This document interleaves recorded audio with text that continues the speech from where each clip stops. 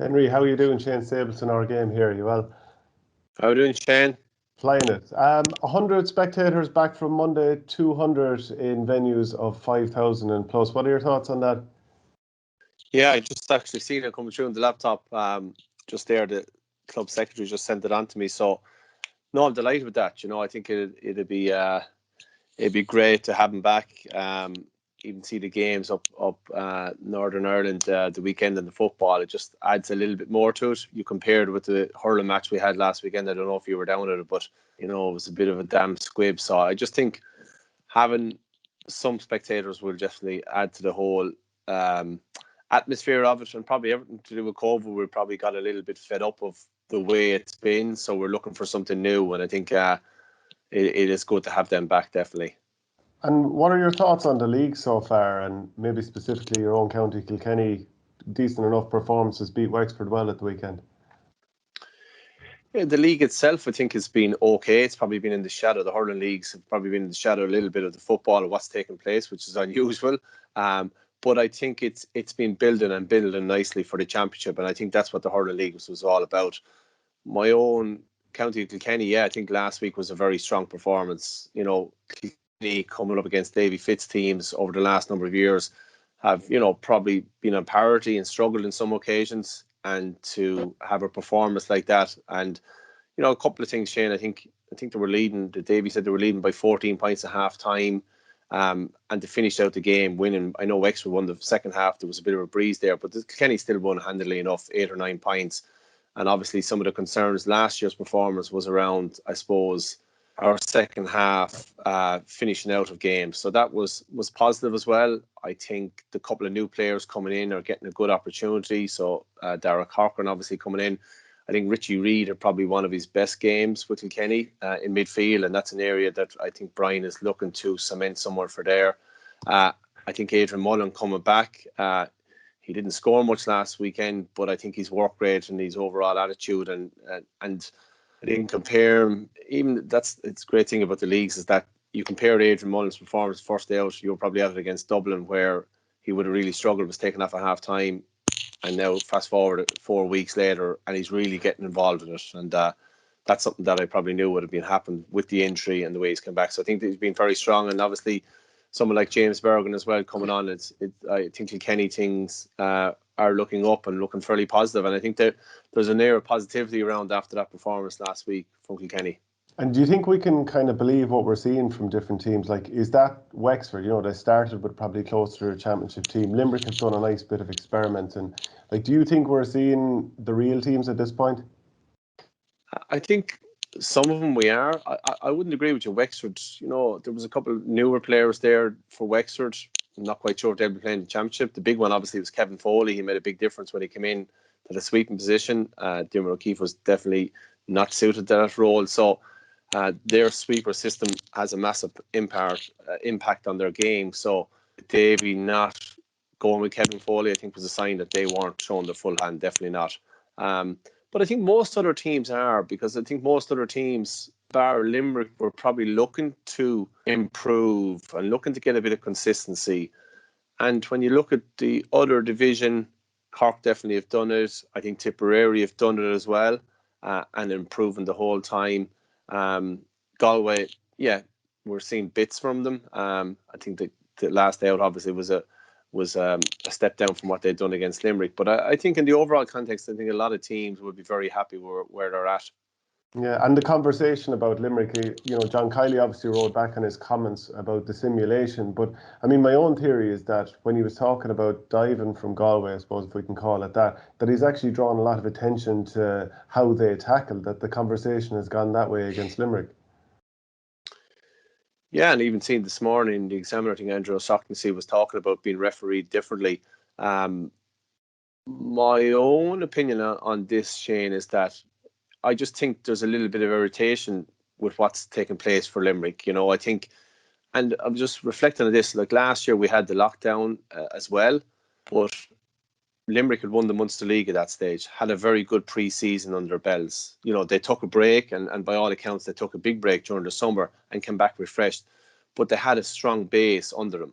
This year, obviously, I don't think they have that base. So they stopped at Christmas time. And again, because I think the I suppose the break last year worked so well for them. I think they really did take that. If you're to read, like Sean Finn, for example, said he didn't pick up a hurl, I think early April, was it? So if that's the way, I think they're a little bit behind where the other teams are, because all the other teams have trained very, very hard. And you can see that in the condition of all the players across both codes. So because of that, you're a little bit off, and teams are mad to take you down, and they're really tearing into Limerick, and that's causing that bit of irritation, because you might be that little second slower in doing that tackle, or leaving your hand in that little bit longer into the tackle. And I think obviously because of that, Limerick are getting penalised, and teams are. Look, we're all talking about Limerick a lot. Referees are hearing all this, and they're watching all this that's going on. So they're just to the fore at the moment. So I actually think the little bit of a mini break has worked well for Limerick. I'm sure John Kiley would have loved to have got a one win under his belt, that he could experiment a little bit more for the last two matches. But it was interesting the last time, he probably picked up on this, but I did hear him in his post-match interview saying that, 5 weeks away. And for me, it was the first time where I heard someone talking about the championship. And that's where John Kiley and his team and his management team, I'm sure, are focused on, is the peaking at that phase. Yeah, they won 10 out of 10 games last year competitively. Just a final question from me. Do you still have them as favourites? I mean, obviously their form hasn't been perfect, and maybe they haven't hurled their very best stuff, but would you still put them as favourites for the All-Ireland? Yeah, I think so, because we can't go on a couple of games in the league. We never did, and I don't think we will. And this year is a little bit different, but they are the form teams. And when they have all those players, and when they were rotating and bringing in Grode Hegarty or someone, the impact these players are having is massive. So when they put them all together and put the jigsaw together, I think they will be very, very strong. So, and as I said, I think the one team above anyone, they have took the league on the pretense that they're focused towards the championship, and they're building towards that. Thanks, Henry. Excellent, Shane. Henry, thank you. How's it going? How are we doing, Niall? Not too bad. You mentioned Adrian Mullen there, and there's Owen Cody as well. And the next young lad from Valleyhill is Dara Corcoran. So I'm just wondering, what's the story? How is Valleyhill's underage structure? How is it so good? There must be some setup there. No, do you know what? I think the culture is probably there. I think the setup is very strong now. Probably like a lot of GA clubs, we probably wouldn't have been as strong previously, but with some great people involved that were there year in, year out, and probably still there. I think of someone like TJ Reid's father, Sean, who was training every 12 and under 14 team all up along. So I think everyone touched off him. But I think the culture, and yourself, Niall, when you see teams winning at the top level, so my own young fellas watching Michael Fennelly or Colin and TJ winning, they want to go down to the field and play. So that's no different here in Valleyhill. But I think the structures around it are very strong now. We bought an extra piece of land at the back of our main field. And, I just think the one thing, is that everyone realises you have to put the level of work that's required at underage level. And that's no different in Valleyhill. So, and then we've obviously very good people that are helping out. So, and we've just been fortunate. Dara Corcoran would have played on a minor team that wouldn't have been that strong, but we just have those players that just come through and develop and make it up to senior pretty quickly, which is great to see. From your own perspective, Henry, what was it that convinced you to go back managing Thomastown? Was it kind of like the rest was after the lockdown, you were kind of drawn back into it? Yeah, and I think it was always, I had gone from, obviously you've heard this numerous times before, but I'd gone from playing to straight into management, and it had been a full-on couple of years with Valleyhill, which is brilliant. So I just needed a break, and I got a great break over COVID. So, and look, it was appealing then. Thomastown are not too far away from me, and I enjoyed doing what I was doing with Valleyhill, and it was just, I suppose, when the opportunity afforded itself, I said, yeah, why not, So just looking forward to getting back into it. I'm really enjoying the first couple of weeks of being back. Thanks, Henry. Excellent, Niall. Thank you. How's it going, Henry? Brian Berry here from Sky Sports. How are things? All right, Brian. Just going back to Sunday's match there between Kilkenny and Wexford. In the context of a likely Leinster final between them in a few weeks, how important was that win for Kilkenny? Leinster semi-final once Wexford overcome Laois. But I think, Brian, to be honest, I think it was psychologically that they won well. You know, there wasn't a scrappy game. I think Kilkenny had a great variety in their play. They seem to have figured out Wexford's sweeper system and the way they played through the lines for the first time, where they really cracked it. I think there has been phases where they've been on top previously. So that's and I think it was just the way, you know, all these psychological doubts creep in. You know, the meltdowns against Dublin last year and against Waterford in the semi-final are very much in the rearview mirror there. So I think that was important as well. So those couple of things, and I think, you know, to get the score they did and to play the way they did, I think it's a great boost for them. And as I said, they can go into next week and the last game against Clare very confident. And I suppose it definitely, I think that doubt, that self-doubt that might have been there previously against Wexford teams, obviously after last Sunday's performance, won't be there as much leading into the semi-final if that way it pans out. Yeah. Obviously Cork and Limerick are facing into a similar enough situation this weekend, where they'll be playing again 4 weeks later. Is it a conundrum then for those two management teams, or not to show their hand too much? Or? Yeah, no, it's an interesting one. That's why I think Limerick would have loved to have picked up one win so far. With no win, I think they probably need to go for this one and get it.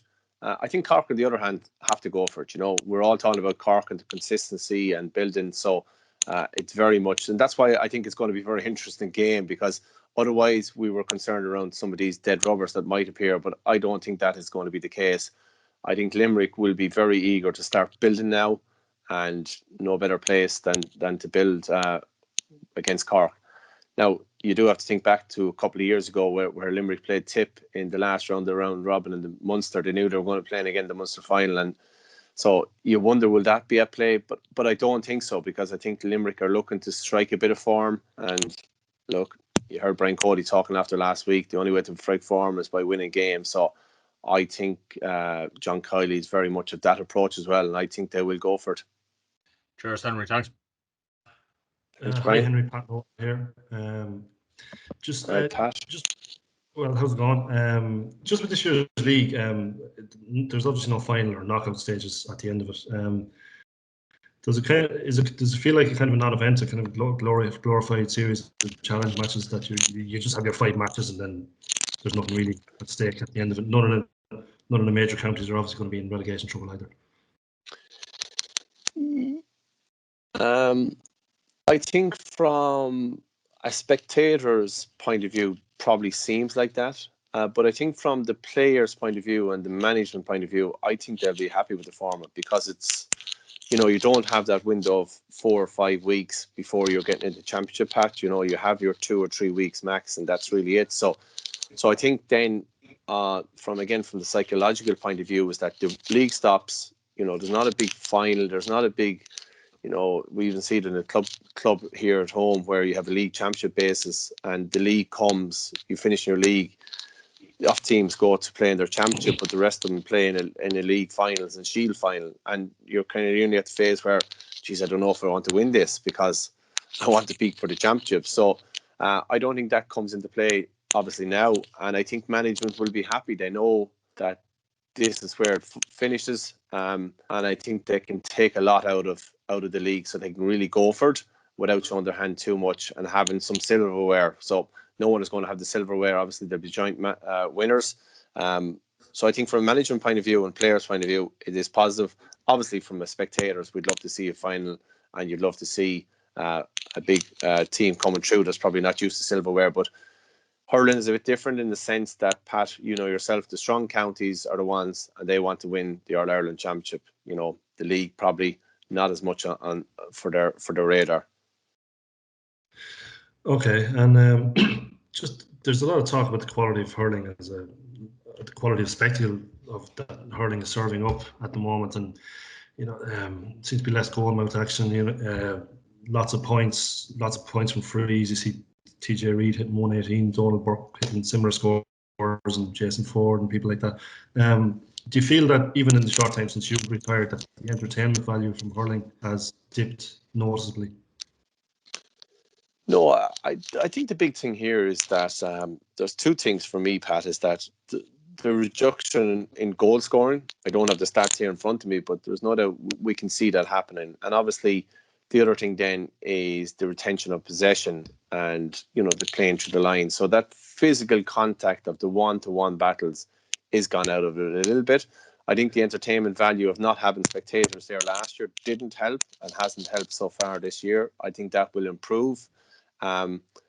So I don't see a drastic improvement. I think we've seen some great games. I think it's too quick to just jump that we haven't had. Like, I think Waterford Kilkenny last year with a full house would have been a marvellous game. And obviously some of the semi-finals the previous years as well. So, and I do think just like football, it will evolve and teams will realise that they can't maybe outpoint Limerick. So we're going to have to get a couple of goals. How do you do it? Maybe we need to, instead of going through the lines, we can go through the lines to a certain phase and have a target man, not a target man, but someone inside who's going to stay close to the goal, and let's get some balls in there and try and muster up a couple of goal opportunities and take advantage of that. So that's my sense of it. I think I wouldn't be one for jumping saying, no, it's devalued or the entertainment value is reduced. No, I don't think that. And I think teams will improve and evolve as they go, and they'll have to, not what you find is that, I'm sure it's the same in football, is that when a team comes along like Limerick and they play the style they do, a lot of people try to mirror that, but they'll eventually realise that they need to change it and go with something different, and I think teams will do that.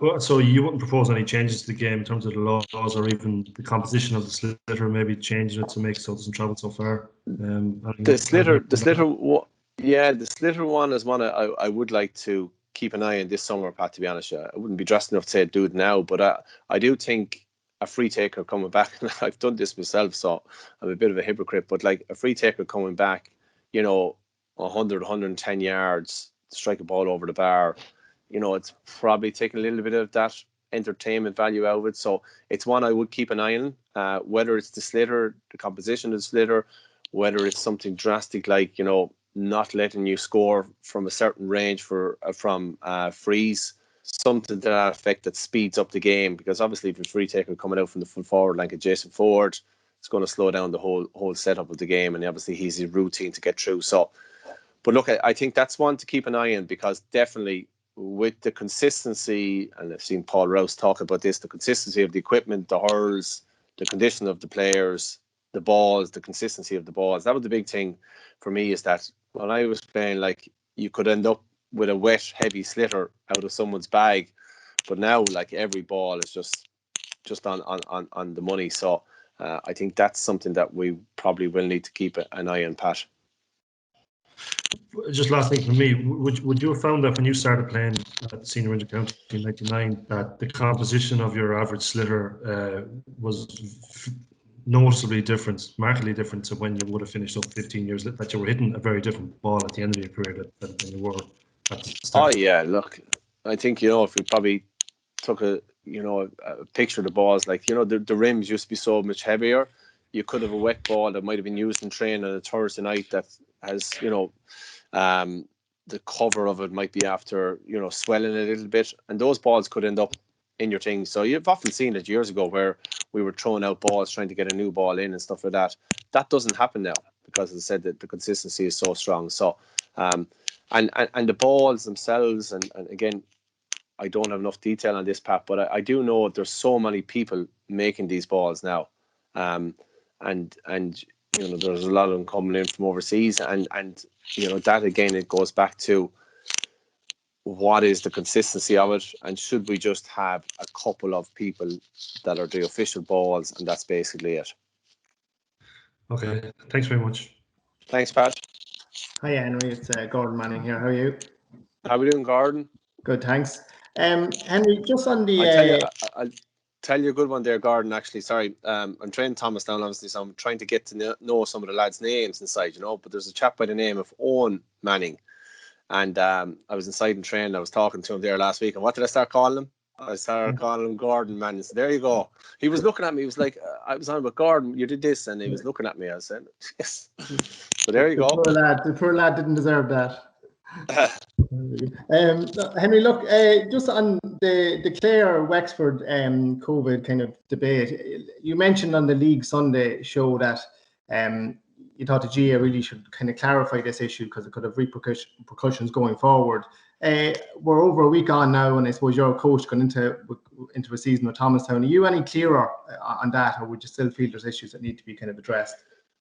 No, I wasn't. I probably was looking for the GA to clarify the requirements around close contacts. Yeah. And, even that directive we just got there that Shane referenced earlier on, I just looked through it and it talks about gyms. So club gyms stay closed just to reduce the close contact opportunity. So that's very clear to me. I know now if players are in the gym, they shouldn't be in the gym, but if they happen to be, they're going to be close contacts and that's it. So, and that's why I suppose my concern and the concerns of a lot of people is that the directive around how two of the Clare players came to be close contacts we're not quite certain of.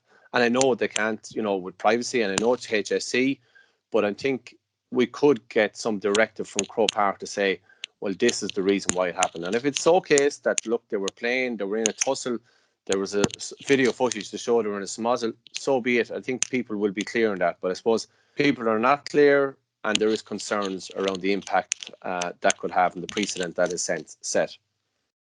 And just one other one on the issue of the Limerick and the tackling and stuff. Just come back to your own playing career, Henry. Do you remember feeling that when you went in as All-Ireland champions that these were refed anyway differently, whether it be to your benefit or to your detriment?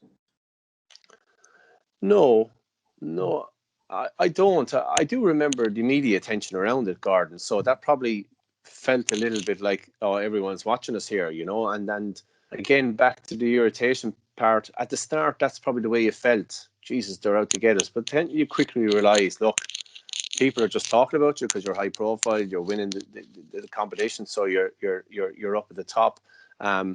And then you kind of realise, look, you can use it as a motivation, that you can turn it around and stuff like that. So I never really felt the referees were against us. Absolutely not. I think you use whatever you can, the little percentage you can take, and we would have used different things over the years ourselves, not driven by Brian and the management team, but probably ourselves.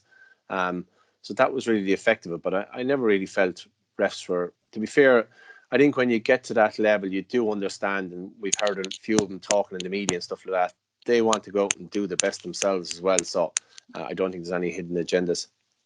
Thanks, Henry. I keep an eye out on how Owen Manning gets on for the season. Yeah, I tell you, he's improving. Cheers, thanks, Gordon. Hi, Henry. Kieran from the 42 here.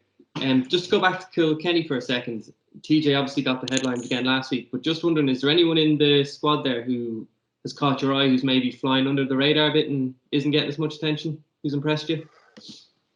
I probably touched on a few of them here and there, but like Billy Ryan being back last week, I think was a massive plus. He's been injured a lot of time, and he adds something different. He's very fast, very direct, and he's very strong as well. So, and when you look at the Limerick team, again, we're referencing Limerick, but they're the kind of players that can trouble a Limerick defence, because that's what you have to be. So, and I think that the direct play is the interesting one, because I think so many forwards now are playing where they're playing in front of themselves.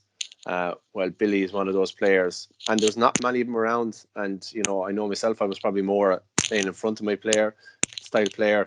I think those players who can get a ball and actually turn, and you look at Conor O'Callaghan in football, to be honest, he's the one that springs to mind straight away. They are the dangerous players. So I think he has that in his locker. So it's to get him injury free, get him a run of it, which I think it was good to see him back last week. And obviously he was taken off after the 40 something minutes. So I think he's been a big plus. But I do think, I think Kilkenny, Richie Reid in midfield, Darragh Corcoran has done well, wing back, and obviously James Bergen has done well enough as well. So, and then it's just looking for the form from some of the other players. It's probably looking for the spine of the team. Looks like it's going to be Owen, Hugh Lawler, Porrick seems to be settling well into centre back, and from there, then the talent is up front. There's no doubt about that. Great, thanks a lot. Great stuff. Hi Henry, how are things? It's Conor McKenna here. Henry, some of your former Kilkenny teammates are coaching teams in lower divisions. What do you think personally? It's probably one constant that since you were playing is that there hasn't really been any team break into the top tier teams. What do you think can be done to maybe improve lower hurling counties? What would be the main? What should be the main focus? It's good. That's a loaded question, Conor. To be honest, I probably contradict you a little bit. I think there has been improvement. I look at someone like Antrim, who's well away from me, and they definitely have made improvements. So, and I think they've got the structures right. We talked about Valleyhill underage earlier on, but I think the structures, I think they've got the right people involved, and I think then someone like that having an outside influence as well has been very good. So obviously Liam Sheedy was there previously. Darren Leeson has done a great job.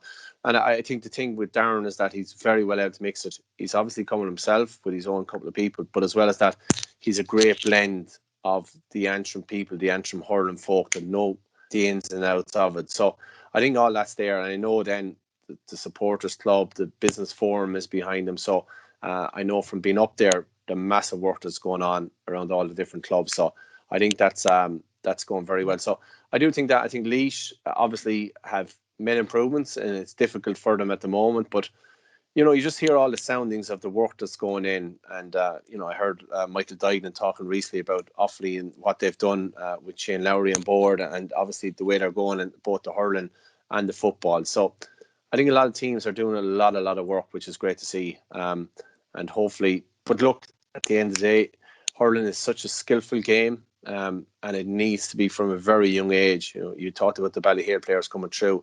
That's because they're doing it at a high intensity enough from a young age, and that's probably where some of the other counties probably struggle a bit. So that is a thing that's going to need to be changed over a lifetime, I think. But I think there's massive work going in a lot of these counties. Okay, Henry, thanks very much for that. Cheers. Thanks, Conor. Right, lads, I think we're nearly there. Unless anyone has a final question for Henry, Frank Rowe there. We might. How are we doing, Frank? How are you keeping? Are you well? Sure, I can't complain. Good. Just one question. I mean, what is it now? It'll be 6 years since Kilkenny won the All Ireland, and yet, like, they're the only county who have beaten Limerick in a straight knockout championship match in the last couple of years. Where do you think this? You said earlier that Limerick are still the team to beat. Where do you think Kilkenny lie in that? Especially given the issues that were there last winter, you know. Yeah, I'm thinking here now. I actually think Galway are probably next, right after Limerick. But I think Kilkenny, Tip, Waterford probably.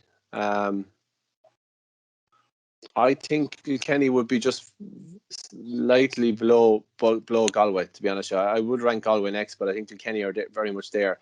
I think obviously the form of TJ and the way TJ is playing is one of the major things. And I think the change they've made, they've new backroom teams in, there's a bit of a freshness to their play last Sunday, what you've seen. So I think they won't be too far away. And as I said, if Billy Ryan, Adrian Mullen, Owen Cody, these players develop, they will. And the one thing I referenced then is that a lot of teams try to mirror what Limerick do. Kilkenny to a certain extent, but they have, you saw it last week, they're well able to mix it and that variety in play, and they can score goals. So because of that, I think they were there. And like, you think about it, like, I don't know, what was the score at half time? Kilkenny were leading by, just in the lead up to half time, was it 12 or 13 points? Yeah. You know, could very easily Kilkenny been in an All-Ireland final last year. So, you know, they're not far away at all.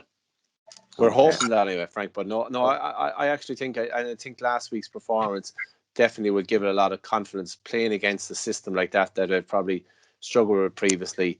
I think they'll take a lot of confidence from that, and I think the championship suits them because the way it's going and it's going to happen. Obviously, Brian puts a big focus on the league. They won't have a league final, and they can look forward then to playing Wexford a couple of weeks later.